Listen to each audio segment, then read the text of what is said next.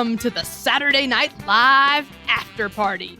With season 47 just around the corner, we're back to break down the latest host and cast announcements and just generally get pumped up for SNL's return. I'm Catherine Coleman, and I'm joined this week by who else but John Murray and Steve Finn. If you'd like to connect with any of us, you can do so over at snlpodcast.com. Enjoy this full-length supporter-only version of this week's episode. And if you like what you see, you can find all of our unabridged, ad-free video coverage of Saturday Night Live exclusively at patreon.com/SNL Podcast. It's our supporters who make this show possible. We are so thankful to everyone who's already come on board. All right, here we go. Welcome back, guys. Good to see ya. Hey, Yeah, you're all it's looking been- so lovely. Months since I've seen either of your sterling faces. Not true at all, but hey, we'll go with it because the podcast Run has with been, we haven't really done much this summer because, at least Catherine and I have had a couple other things on the go that we might talk a little bit more about. But before we get into anything, I just got to say, Catherine, your intro, the energy level, the enthusiasm, I was feeling pumped like that. My big note to you is always more, faster, more intense. And I feel like you're there. I feel like season 47 is going to be your season. Wow. You're coming into your own. So I'm kudos fanning on that. It myself. took me a bit, but I'm glad to be here. Thank you so Yes. much. The compliments from John are rare, so that my ego is pretty big from here on out. Yeah, you gotta There's no earn it. bringing me down tonight. But yeah, I'm still waiting so for my first compliment from John. Well, like I said, you got to earn it. You got to earn it, Steve. It'll happen someday. keep working, buddy. But yeah, it's been a long summer. There's been tons and tons of speculation about returns and hires and hosts, and they really drew it out down to the wire here, where we just now got some cast announcements as we record this yesterday. The host announcements came last week, and so they're already working right now while we're recording this. So they made us wait, and I'm ready to dive in because I really missed you guys. So, but before we do, let's just catch up with the viewers. What's everyone been up to, John? Where are you right now? Because this is not your normal setup. Yeah. So I am living in a trailer. This is recreational homelessness. I bought an RV to put my kids around North America visiting national parks, and we're doing it despite COVID. We are out and about. We're touring Ontario. We're in a little town called Tobermory, and we're just having a ball. We've been on the road for a few months now, and it's been great. So yeah, that's kind of what I'm doing now. And obviously, there's something that you and I have been doing as well, but I'll leave it to you to get into that whenever you're ready. Right. Yeah.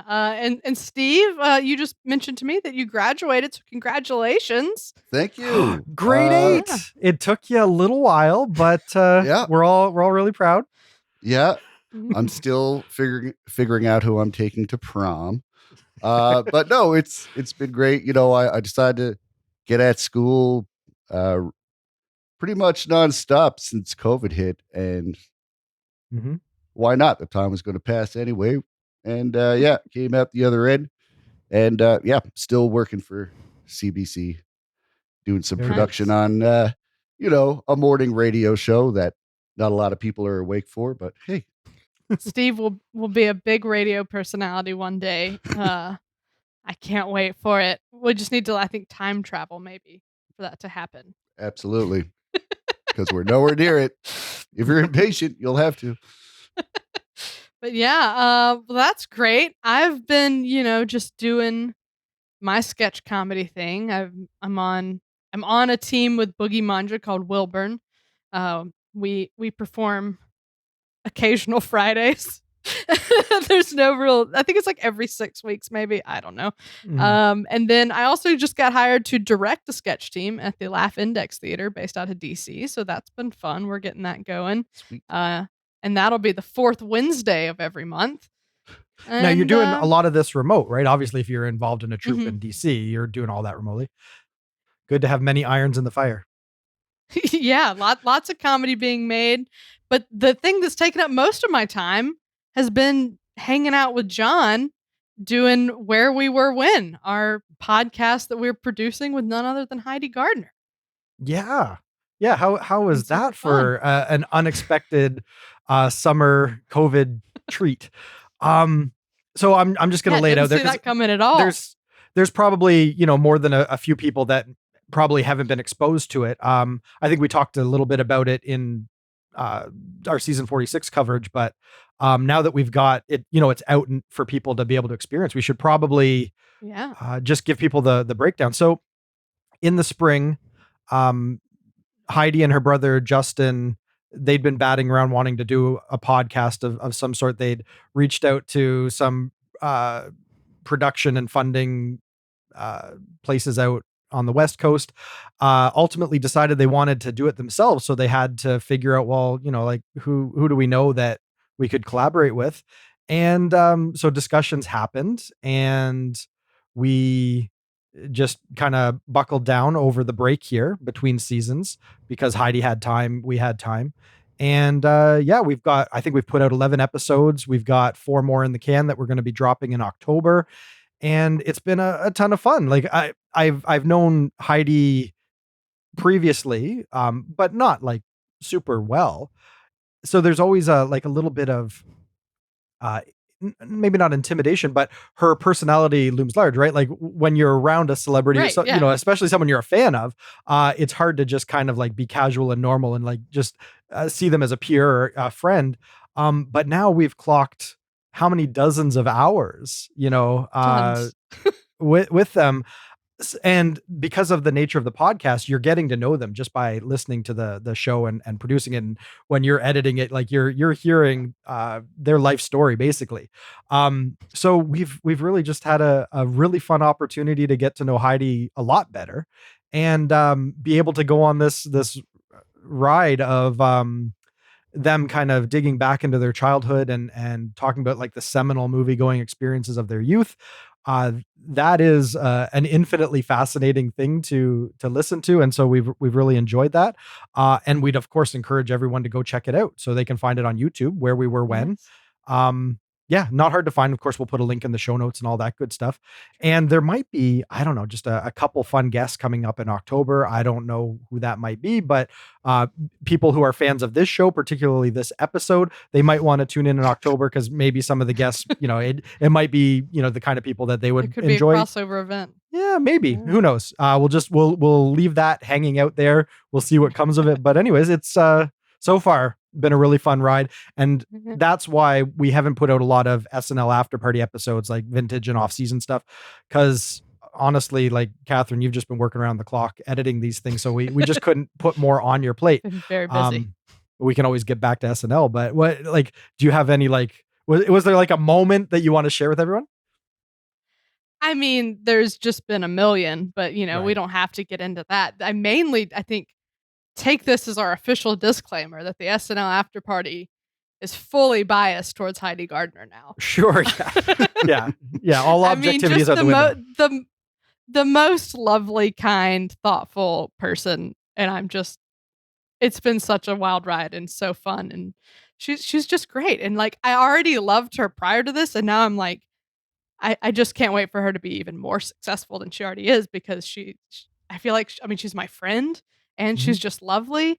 It's been great. But yeah, we definitely are biased now. And I think we've rubbed that in for Steve enough. So let's move on to the state of the show. John, let our listeners know what's going on this season. Yeah. Okay. So the big news is no news. I just really wanted to let people know because we haven't done much over the summer. I didn't want anyone to think that we're not, committed to our coverage of season 47. Of course we are. We just had to jump at the opportunity for a really fun side project. But we're back. Can you blame us? Yeah, we're going to be producing the show same as we did last season, but we're going to try and up our game a little bit. The big push this season is we're trying to bring in a lot of fresh voices. Hopefully a lot of people in the comedy sphere, because I never wanted the show to be like pundits so much as people passionate about sketch comedy. And I think that that's really the the big thing that we've been able to bring to the table through the cast is bringing in comedians, sketch performers, people that just really know the craft of it and can really appreciate what they're seeing on the show when they see a sketch that's really well executed and can really speak to that because they've been in the trenches themselves. So we're going to try and be pulling in as many fresh voices as we can in that vein, and also bringing back some people that the audience enjoyed last season. So that's kind of where our thinking is at, but our coverage isn't going to change. We're going to be attempting to get these things. The patrons are going to get theirs Monday night, and then shortly thereafter we're going to be putting out the public version. Our Patreon tiers, nothing's changed there. If you want to get the audio podcast, you get everything we put out for $2.99 a month.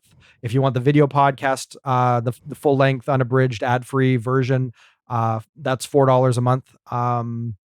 That's the long and short of it. We're back. We're here. We're going to try and bring our best and try and up our game as far as the voices that are part of the after party. And I think that's it. All right. Well, let's get into all this news. You ready? Oh, yes. Yeah.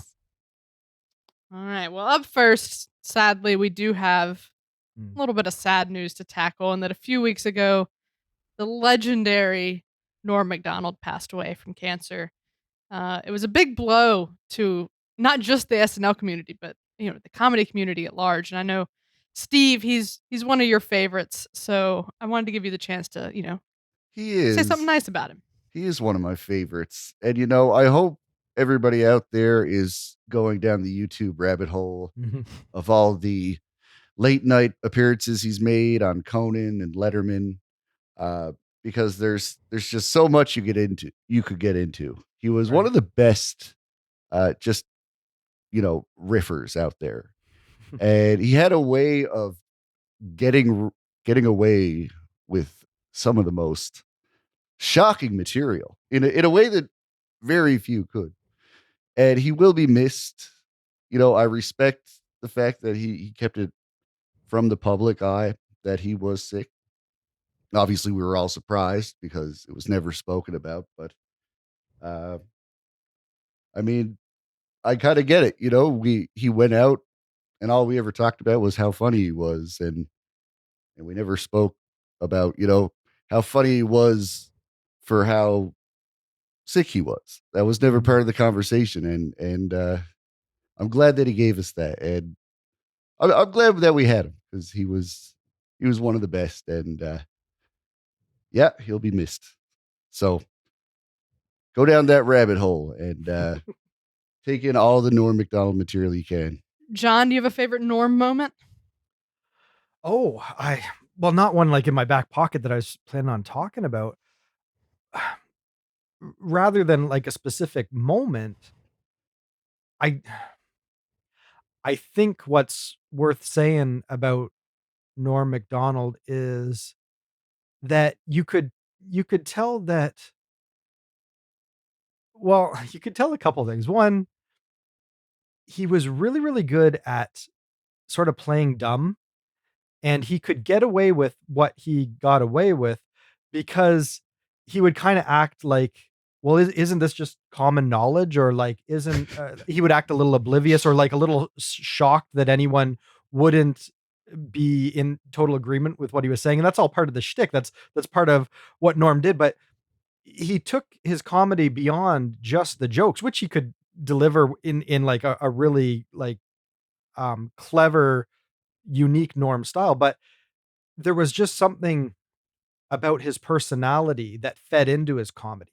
Just the way that he would speak casually, you wouldn't know when he was starting to set up a joke. It's not like he ever went into joke mode. It was just Norm was just always sort of like seeking and locking in on the next funny thing. And I just don't know if he ever understood how unique and special his voice was.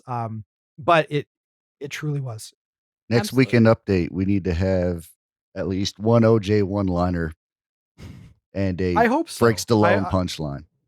Yeah, surely. The show's got to do something special. He wasn't, not that there's any unspecial players, but he wasn't just any SNL player. Norm MacDonald, there's a legend, there's a myth, there's just so much history and controversy with his SNL tenure.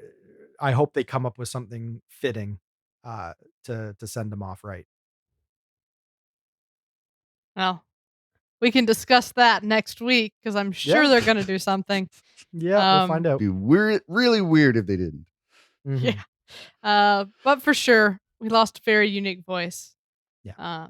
And it's sad, but let's shift into some good news. Sure. You ready? Yeah, I don't know if we should have led with that, but whatever. Yeah, right. Moving right along. Hard to segue out, but anyway, next week, we have the premiere this Saturday, October 2nd, streaming live on Peacock with host Owen Wilson, musical guest Casey Musgraves, and that will be followed by 3 more shows. They're coming out of the gate 4 in a row. So we have October 9th, Kim Kardashian West and Halsey. October 16th with Rami Malek and Young Thug. And October 23rd with Jason Sudeikis and Brandi Carlile. And I think you can tell by just how I said it which one of those I'm most excited about. But Steve, tell me what your thoughts are on these hosts and musical guests. I just want to know why she's still going by Kim Kardashian West. Is that also confused? Like, I don't know. It's not like a regular divorce where it's like, oh, it's on my driver's license. Yeah, it's just easier this way. Yeah. I mean, it's literally the name you give your persona. It could be anything. Mm-hmm. I would say I'm looking forward to Kim just out of curiosity, however that's going to go. It's like your Elon Musk or your Giuliani type host. Right. It's hard to gauge the people who aren't used we aren't used to having entertain us, at least not in a acting, performing kind of way. Right. But for like Rami Malek, I mean, that's a first timer host. That's going to be great. Everybody who's seen Mr. Robot or, I mean, say what you will about the Queen movie, but Rami's performance was amazing. Yeah, he wasn't what was wrong there. He wasn't what was wrong. He's not to blame for the issues you might take with Bohemian Rhapsody.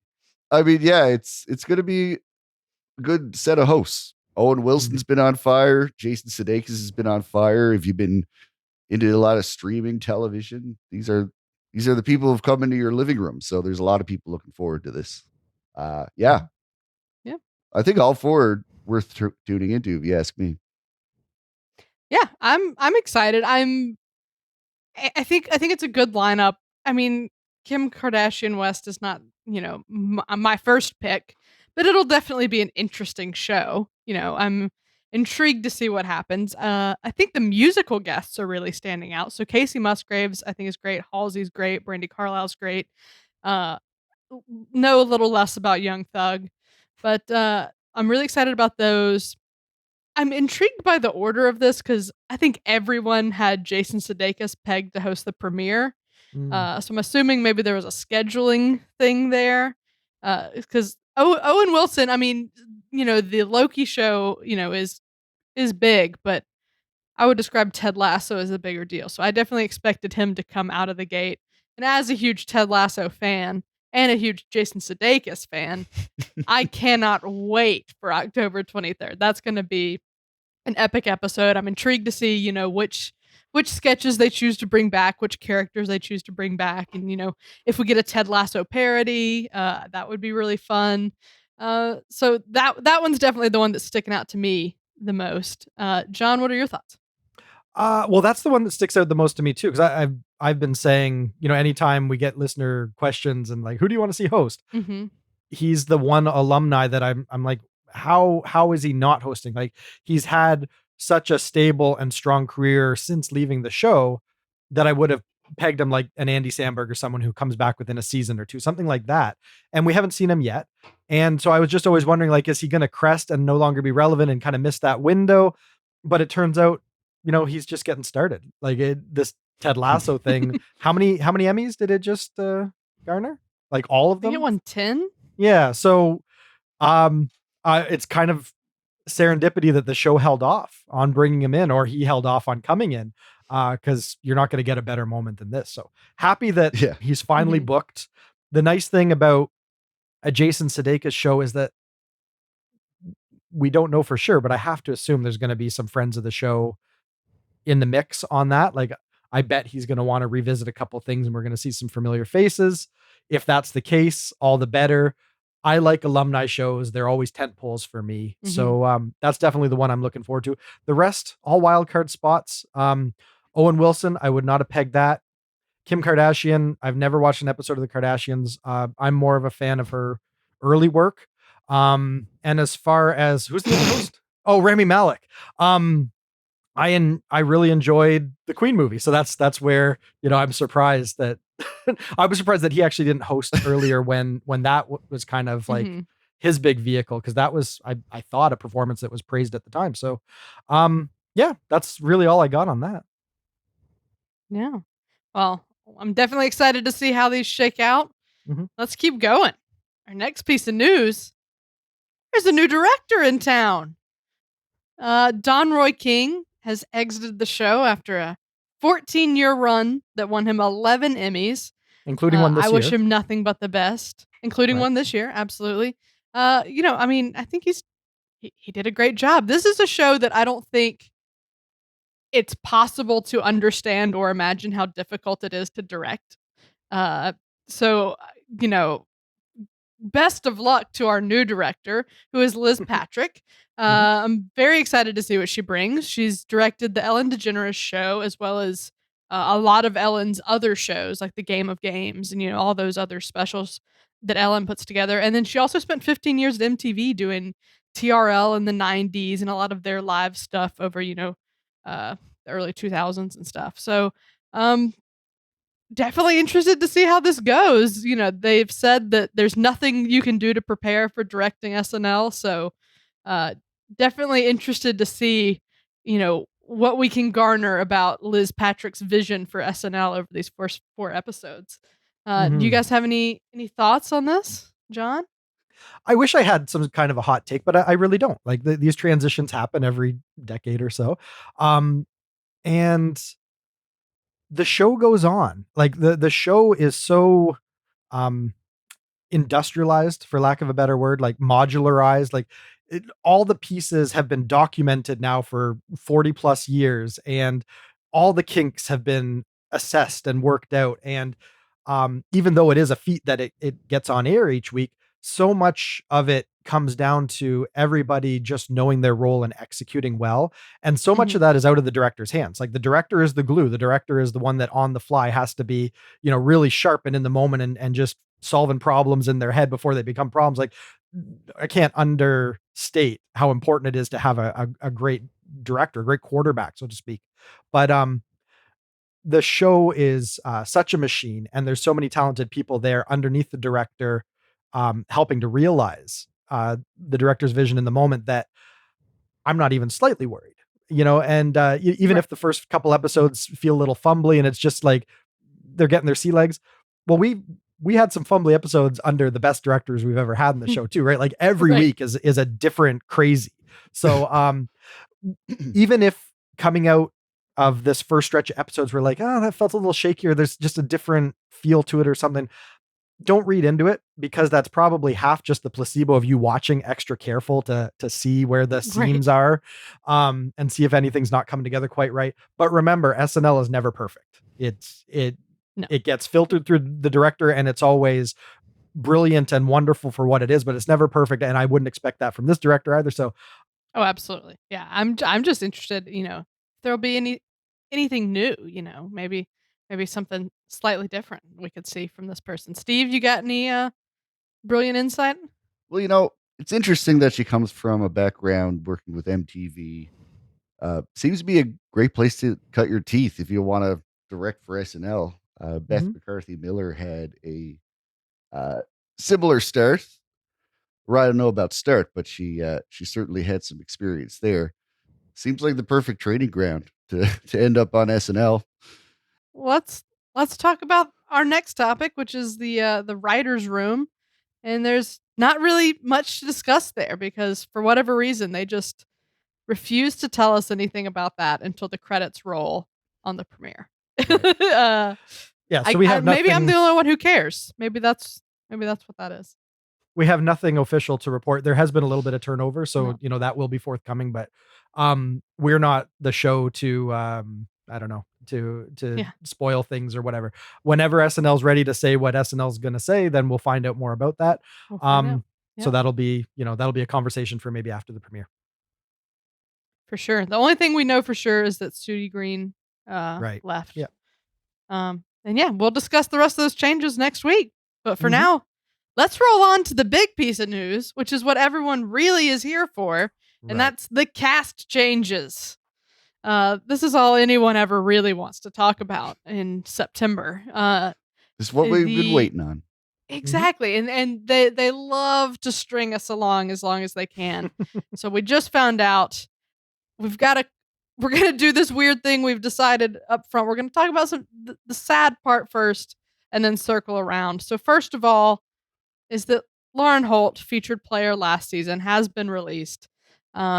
I'm pretty bummed about that. I talked in the postseason extravaganza about how I really thought that she was talented. I just liked her energy and her vibe. She seems like a very genuine, nice person. I think I identified with her on some level.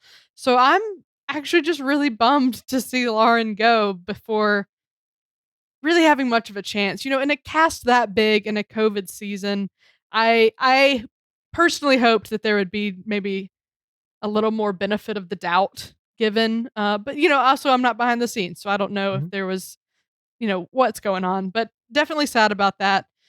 Steve, do you have any parting thoughts on Lauren Holt? I'm sorry to see her go, but looking at some of the success that some of the oneers of SNL cast history are getting these days, and by oneers I mean cast members that have lasted only one season, if that wasn't obvious enough. But I mean, look at Noel Wells, look at Tim Robinson, even John Radnitsky has got a regular gig on some dance show on Fox. So, hey, it's not a bad time to be a one and done SNL veteran. And as fleeting and ephemeral as that experience was for her, that's definitely going to make a difference in where her career is going to go after. Yeah, the doors are still going to open up just from one season. John, you got anything? Nothing brilliant. We didn't see much of her, and that never is a good sign. Obviously, we kind of saw the writing on the wall that way. The one weekend update that she really got to sink her teeth into, I didn't consider it an unqualified success. Like, it wasn't the debut for her that I wanted, and I just could kind of feel the steam going out of her tenure at that point. It's always a shame to see because it's such a loaded cast and there's only so much screen time, and it's just not a place that everyone can thrive, especially when we have a huge cast like we do. So you know that there's going to be some cuts and we're not going to like all of them, but the show has to craft the tightest, meanest, punchiest ensemble they can figure out how to make. And it just, it wasn't something that was going to be a good fit for Lauren. Yeah, it's definitely a bummer. But probably the bigger bummer is that the news dropped that Beck Bennett is leaving the show. Isn't that a bummer? This is a sad It's the one. biggest Is bummer. It's a big Beck Bennett bummer. It's mixed. Like he had a great run. He's been there for a while. We've talked at length about the show moving on to a new generation, but it even if you're ready for it, it's still like the end of an era, right? It's still a little sad. Oh, well, I wish it was the end of an era. That's kind of the weird thing here is that Beck leaving is hardly like the cast churn that so many in the like hardcore fan community have been asking for years. Right. Maybe he's the crack in the dam, like maybe he's the first one out the door, but it's going to just sort of embolden the rest of them to move on too. We don't know, but I know in the show notes you had something like, oh, Beck Bennett leaving, and you were gonna like throw to me because you thought maybe I was gonna be crestfallen. But... not the case. Like I don't think the show I liked him on the show. He did wonderful work. and I'm excited to free up that air time for other players. You know, we have a big cast, and he's not the one that I wanted to see more of, because I saw everything that he could bring to Okay. SNL, and it was wonderful for what it was. He played dopey dad. He played really, really just pitiful characters that you just love to hate. Like he had some really great character moments on the show. You know, he's everything from Stav D to Jules. You know, like I'm not lacking for Beck content. So by all means, Right. go do something awesome. I'm sure he's got some sort of development deal cooking. He's going to do something. I do not fear for Beck, and I want to say I'm going to miss him, but honestly, I'm happy that he's going out on top, right? Like he took SNL for all it's worth. If he stayed at this point, what else is he going to do on the show that is going to be more memorable than what we already saw? It's a good time to leave. So I'm happy for Beck that he's going. That's fair. Yeah, I don't disagree with you. You know, it's like I don't know, I'm not good at change. Like I recognize it's time for people to move on. Like there's definitely no shortage of cast members to like take up roles, and you know, we have plenty of talented you know, white male cast members as well. But I don't know, it's still just like it's a little bit sad, you know. Just I don't know. I'm not good at change. So while I'm both I'm like simultaneously eager for a turnover that, you know, we're ultimately not getting, but also like am I still probably going to cry when Kate McKinnon leaves? Yes. Sure. Steve, how are you feeling about Beck? I think Beck is just one of them who's leaving this year. He's just the only one who's deciding to leave before they get anything started. I think we're going to see a big purge come Christmas time. Okay. Now, don't quote me on it. Don't mark my words. That's just how. Okay, well, they've been marked, so. Yeah, they've been documented. Okay, but I'm not saying that I'm making a confident prediction. This is a speculation at most. But I see that happening. I see at least 2 out of 3 of the Kate, Cecily, AD trio leaving, and maybe some more. But for the time being, I'm sad to see Beck go. But like John said, we got 8 years of content of Beck, and out of those 8 years, Beck has had more screen time than a lot of other performers. So on top of the 8 years he's had, a lot of those 8 years, piled up a lot of memorable performances, more than average, you could say. So I'm happy, but also curious about Kyle staying on. As we know, they're buds. They came in together as part of an already existing team. But Kyle was always the weirder one. You know, Beck was the one, and this is probably why he had so much screen time, because he could go be a weirdo with Kyle, but also had a conventional enough look that if they needed a lady, a leading man, he could fill those roles. Maybe a little more range. He had more range, and as an auxiliary player for SNL, he had a lot of value. They're not losing that. We still have Alex. We still have a lot of conventionally handsome white dudes. If you need another bachelor type stand-in for one of those sketches. But yeah, he will be missed, and I look forward to talking about how whoever leaves at Christmas time will be missed as well. Okay. But don't mark my words. Don't do that. Well, yeah, so we've sort of tipped our hand here a little bit, because the next thing that we're going to discuss is that the good and bad news is that everyone else is coming back. Yeah. So this is, and as we'll get to in a minute, we got 3 new featured players to discuss, which I believe puts the cast at 21, if I've counted correctly, and that's a big number. So I could have easily miscounted it. Yes. The biggest cast ever. So I mean, we sort of got into it a little bit there, but Steve, I know you said you think a lot of people are going to go. How do you think it's going to sort of shake out? How are you feeling for as long as all 21 of these people are there? What are your thoughts on that? Well, yeah, that's part of the reason I predicted what I said earlier, because I don't think they'd be going for a record-breaking number of casts if they didn't know about it getting a little bit Mm-hmm. smaller as time went on.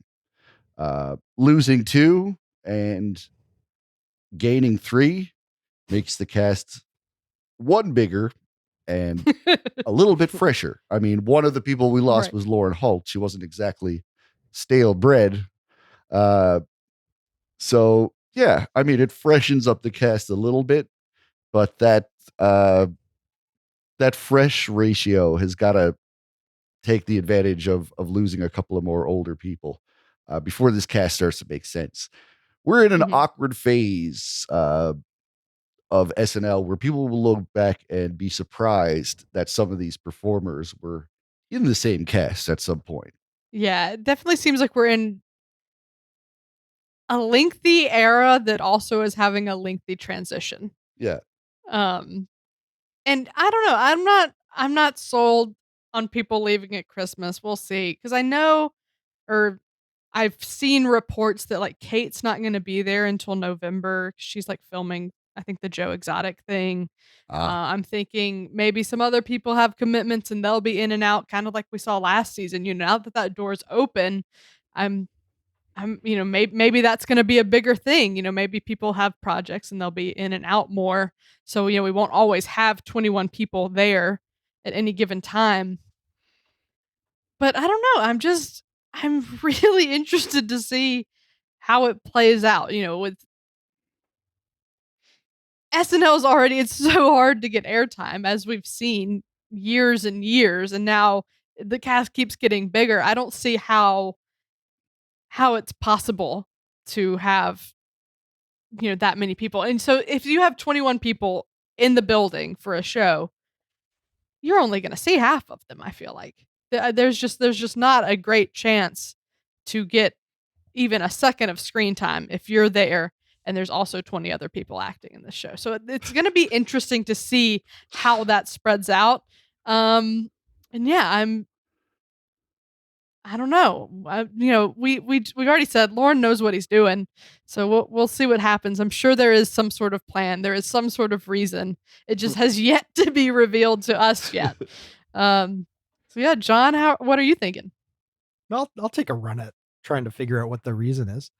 Because the fans that care to pick this stuff apart, because we don't have like insider access to the producers, and we can't be the fly on the wall to understand what's driving these decisions.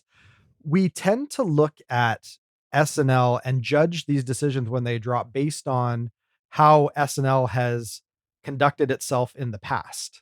And so we always kind of assume that what we've seen up to now on SNL is how SNL is supposed to be. So anytime there's a curveball or there's something that just doesn't seem to fit the mold, we think, well, what's the show doing? They're breaking the rules. They're not building the ensemble the way that I believe SNL is supposed to build an ensemble. So obviously they've gone mad and I know better. And it's very easy to get very just worked up thinking that we know what the ensemble is supposed to be. And I think the fair assessment of SNL is that there has never in the history of SNL been a standard on what the ensemble is supposed to be, or how long people are supposed to be there, or how many people are supposed to be in the cast, or how it's supposed to break down demographically.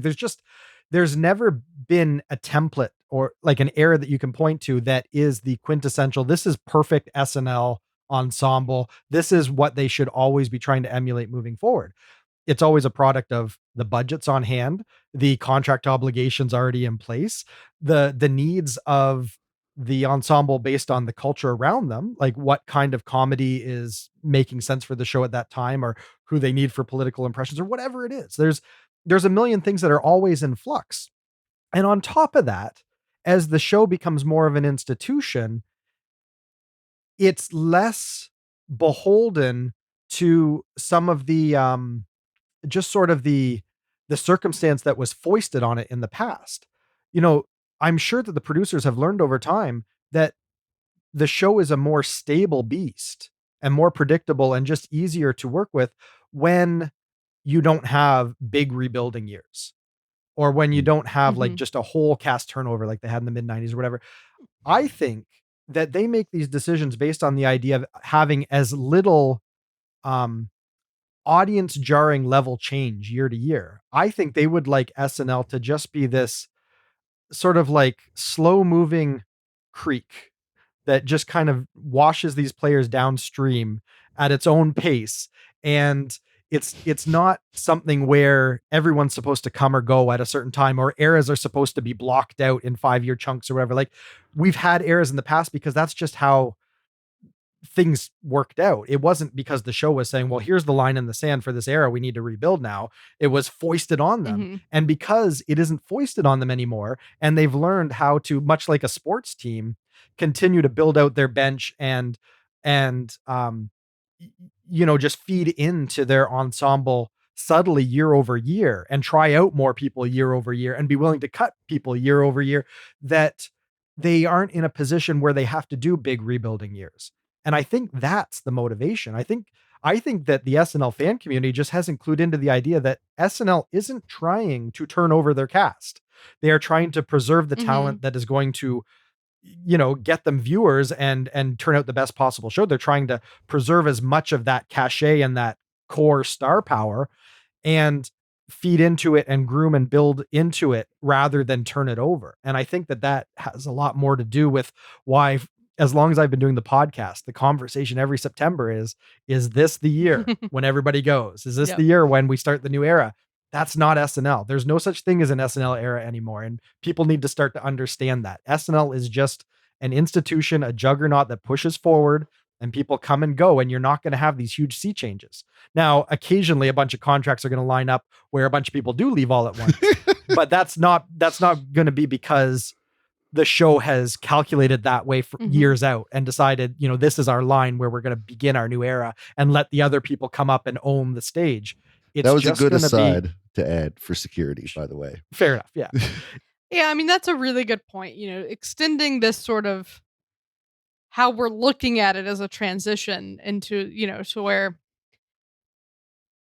by the time it is, the Heidi and Ego show, and we've lost, say, Kate and Adie and Cecily, we're very, very comfortable with them. There's no period of discomfort of like, oh, can they handle it? It's like, it's like this, like, we held hands for a couple seasons and now we just feel good. So it's definitely like less jarring and less anxiety producing for diehard fans.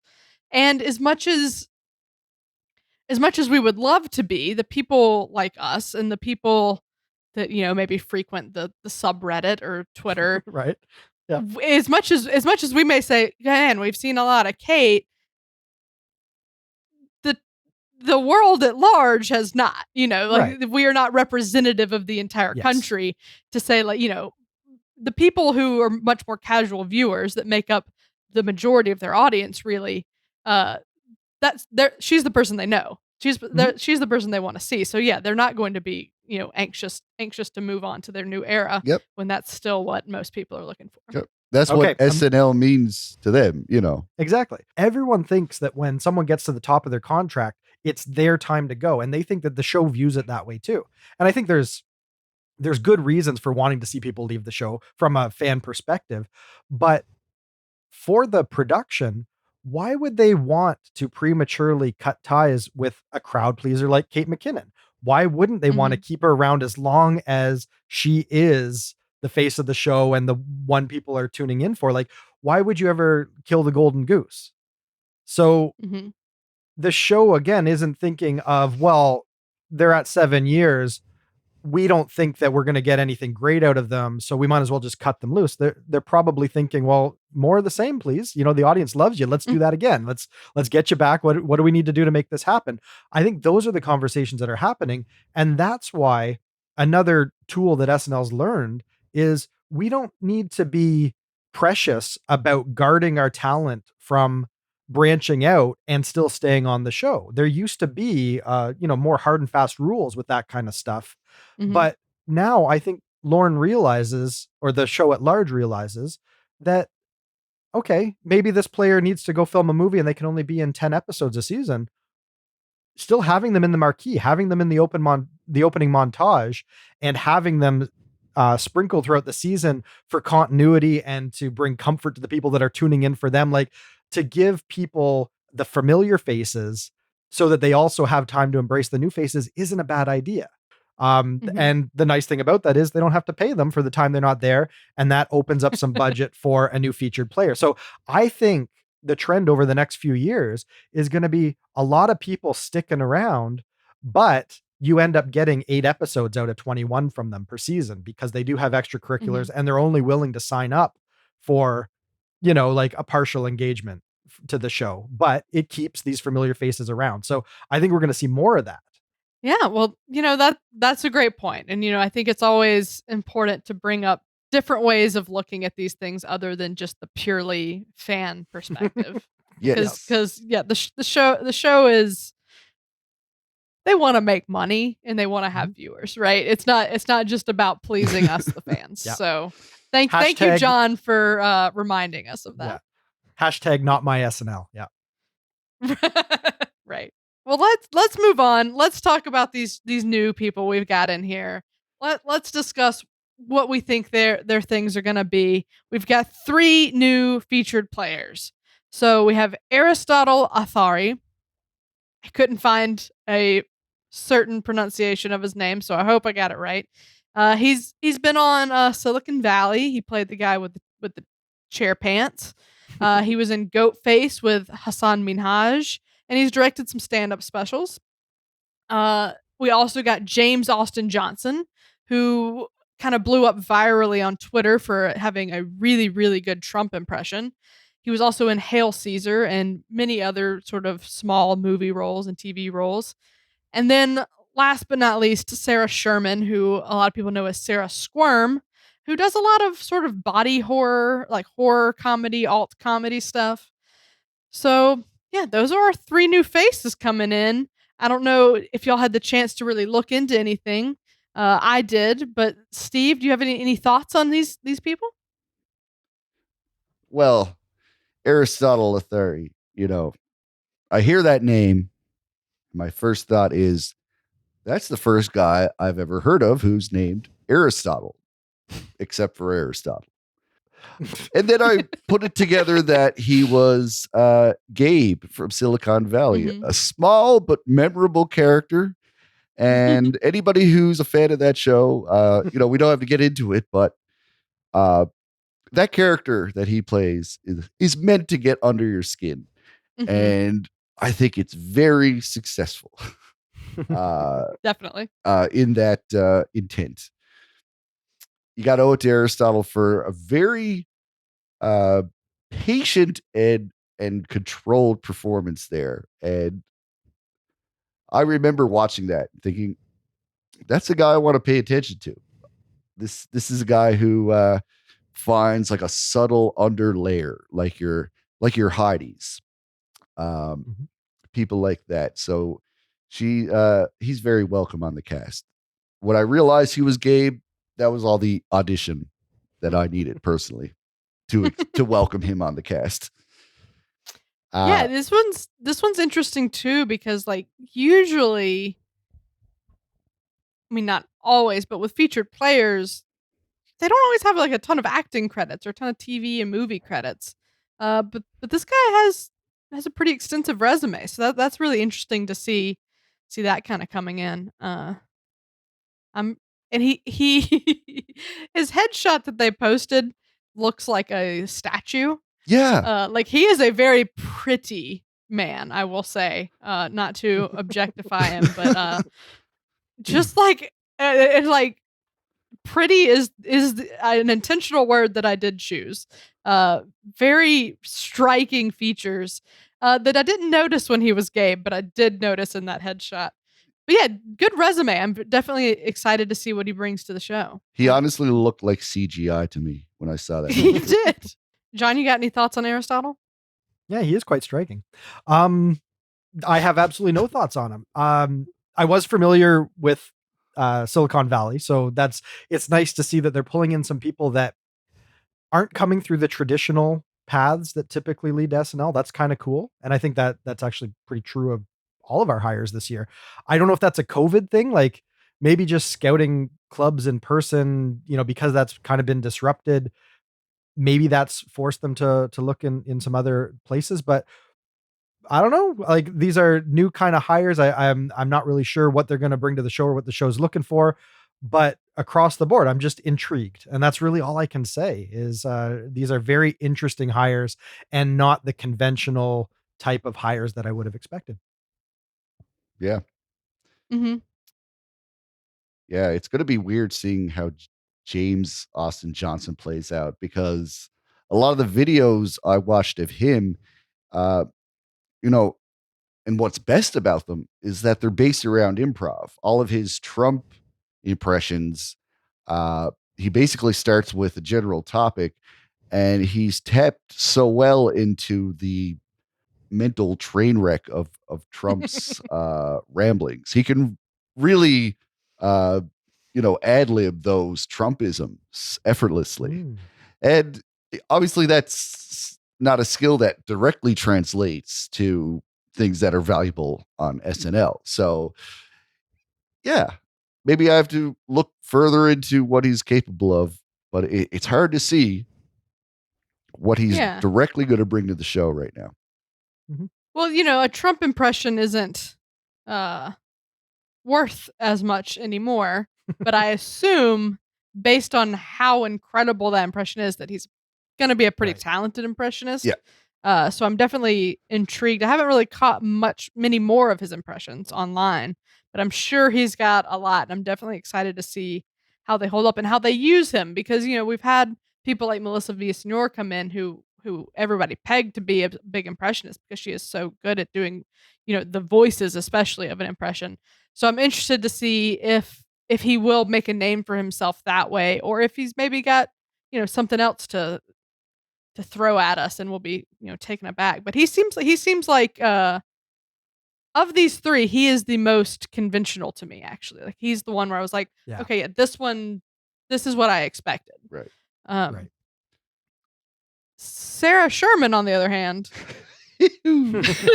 is out of left field. Uh-oh. And I don't mean that as any way of even a commentary of her talent or skill or comedy, so much as I have no idea what she's bringing to the show, because it's nothing I've seen her do said SNL to me.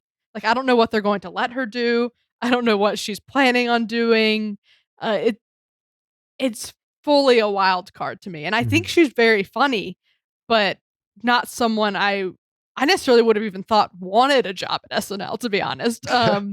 So just very, very truly no idea what to expect from her. But it should be interesting. Sarah Sean, any Sherman, thoughts there? the network television hire. Yeah. Part of the fun of coming back to SNL season after season is finding out what these hires are going to bring, because you see someone, you say, I just don't understand. I don't know how this is going to gel with, again, what I feel SNL is supposed to be, or how the ensemble is supposed to be, is supposed to work. This, again, it's just a hire that intrigues me, because I just don't know how that came about, or what they saw, what she auditioned with, maybe what was in her, maybe she did a writing submission and they know there's a voice there, and they just know that it's going to speak to the culture that they feel they need to be tapping into. Like there's something special that they know about her, and I want to find it out. And that's why I'm going to tune in. Mm-hmm. Yeah. Steve, any great insight? Well, first of all, I'm scared to death of her. She just scares me. She makes me uncomfortable. This is, I thought I had seen it all. I've tuned into Adult Swim and have watched enough Eric Andre to think I was ready for anything you could throw at me in the realm of anti-comedy. But she's really taken it to another level. And, if you asked me if Eric Andre would ever get hired on SNL, I would have said no, but it seems more likely than someone like this getting hired.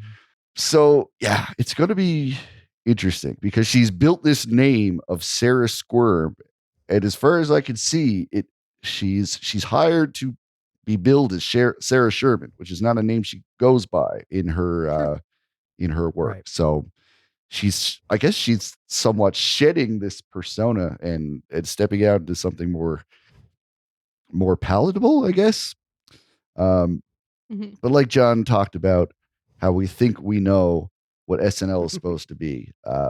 This is a step in a direction that's, I don't think, been gone to this extreme. So it's an exciting time. Yeah, and I mean, I did see she has a few writing credits on some, not scary things. So there's maybe something under there that we're not seeing based on her social media. I mean, almost certainly is, but definitely interested to see. And like I said, not even as a comment on her talent or anything. Like, I think she is funny. I'm just interested to see how it shakes out on SNL in particular. Yep. Going to be interesting. All right. Well, we have certainly talked a lot about everything preseason we can. And we got a couple more days until we're into it. And I can't wait. Yeah, it's going to be fun. Here we go again. For sure. Can't wait to talk about it. But for now, that's a wrap.